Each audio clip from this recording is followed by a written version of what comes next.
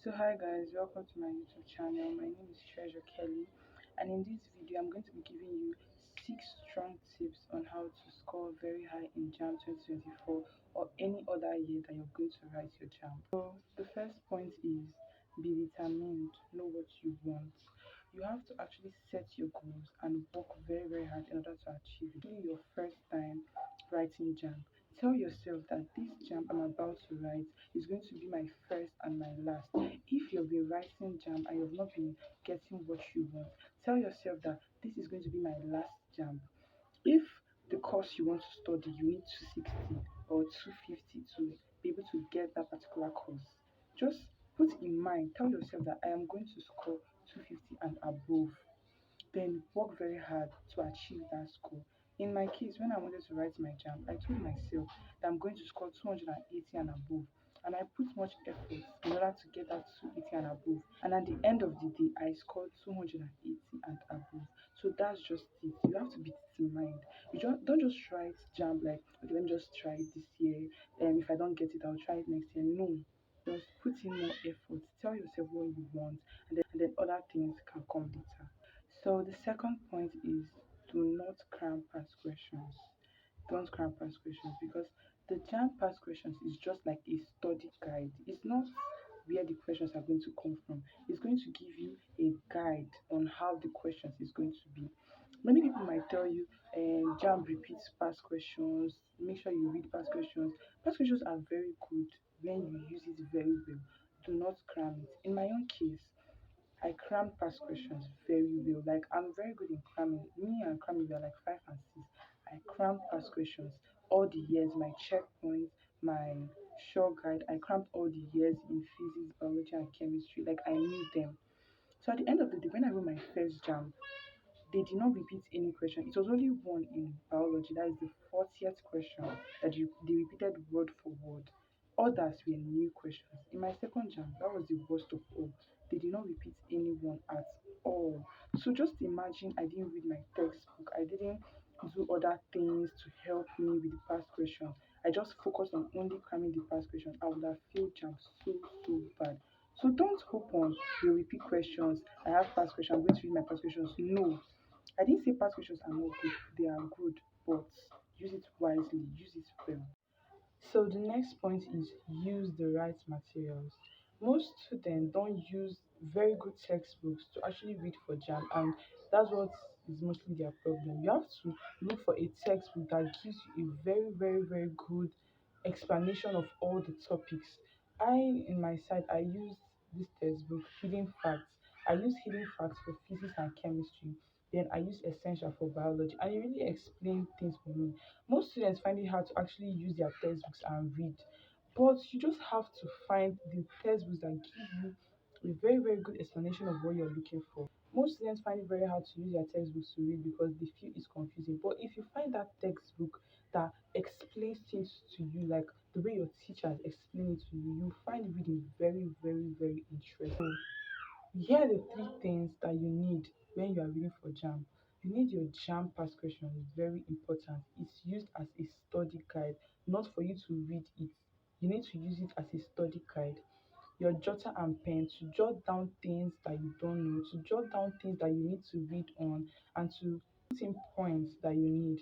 Then your textbook. You need your textbook so that anything you don't understand, you'll be able to go back to your textbook and read on them. Okay, so let's say, for example, you take your past questions and you want to read on biology. Then let's say you're actually revising a particular year and you see which of the following are not characteristics of annelidas. That's on biology for biology students.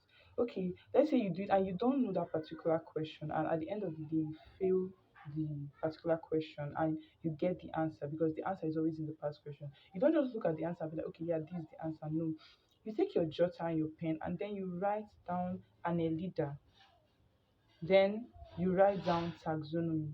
This means that Annelida that you wrote down, you have to read on Annelida most especially.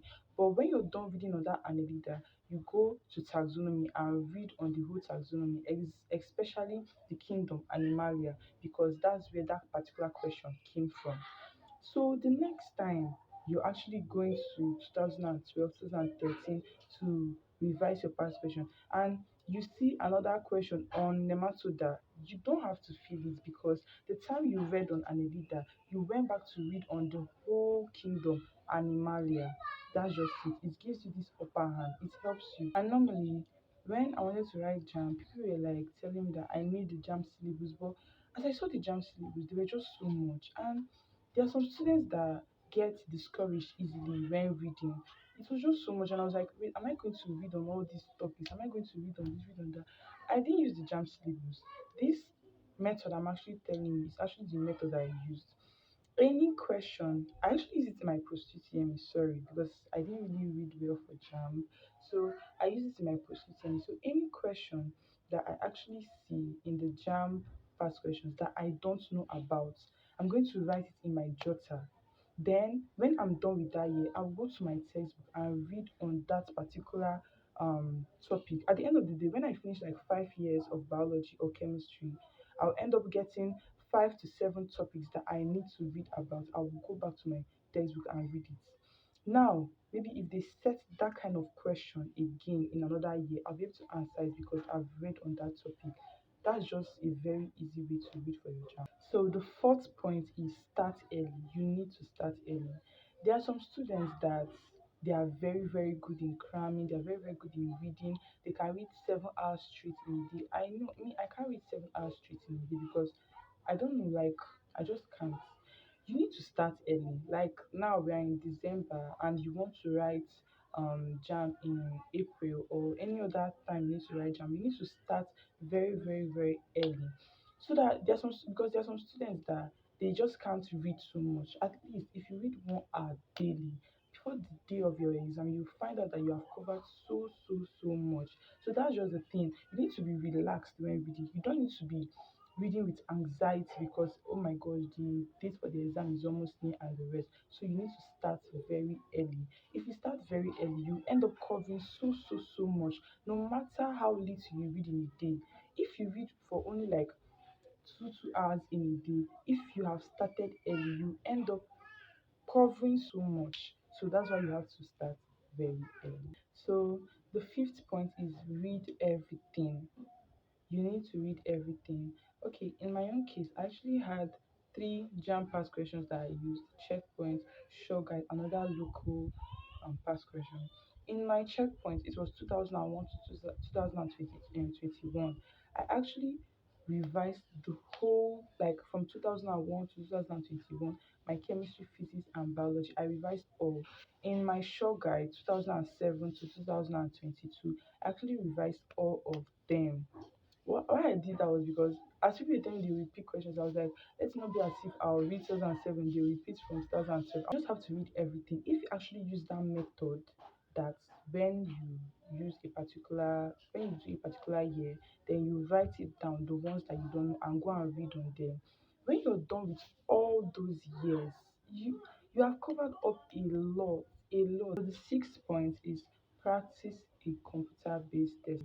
You need to practice because there are some people that haven't gotten in touch with their computers and the rest. And as the exam is CBT based, when you go there, you might end up messing up.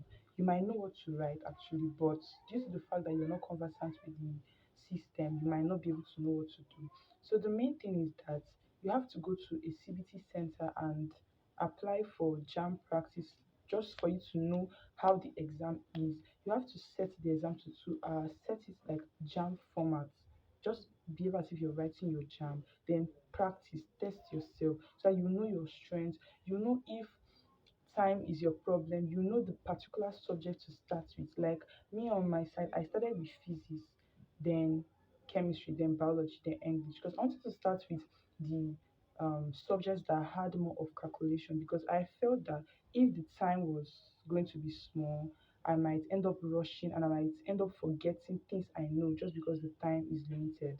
That's what I thought, but the time wasn't much. So I started with my physics. So when you go and practice your computer based test, you know that particular subject that is easier for you to do, is faster for you to do, and the rest. So, yeah, these are the 6 points that you need to know in order to pass JAM. These are the 6 points. And another thing is that there are some students that are like average students.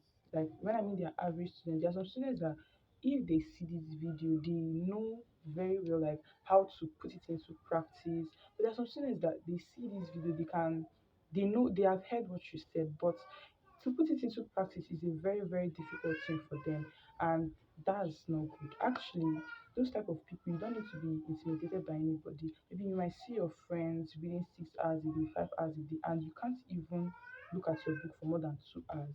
Just continue. The main thing is that as far as you're reading and you understand it, even though it's 30 minutes a day that you open your book, as far as you like that 30 minutes that you used to read, you grab something from it, you're good to go. You don't need to start looking at other people. Okay, they are reading overnight. I can't read overnight and the rest, and you end up trying to copy their lifestyle or trying to do what they are doing. And at the end of the day, you don't get anything. So if it's 30 minutes you used to read for that 30 minutes as far as you understand. That's why you have to start early. If you're this kind of person that doesn't grab things easily, you have to start early. So things you can be. There's another thing called active recall. Active recall. When I mean active recall, like you read in the night or you read, for example, I'm reading today. When I'm done reading, tomorrow I won't just continue what where I stopped. No, I'll go back and try to remember those things I read yesterday. And please don't be discouraged when we say you read and when you're trying to do active recall, you end up forgetting and discouragement. No, if you forget, go and read it again. Just try your best. So make sure you study these 6 steps. Make sure you put it into practice for your JAMB. And I'm sure if you want to write JAMB in 2024, by now you should have started reading. By now you should have started preparing for that JAMB. This is going to be the end of the video. Thank you guys for watching. Don't forget to like, subscribe, and share this video to as many people that you know that are going to write JAMB and need help in anything like this. And there's going to be a part 2 of this video where I'll be sharing my own experience on what happened and how I wrote JAMB 2 times in 1 year. So stay tuned. Thank you.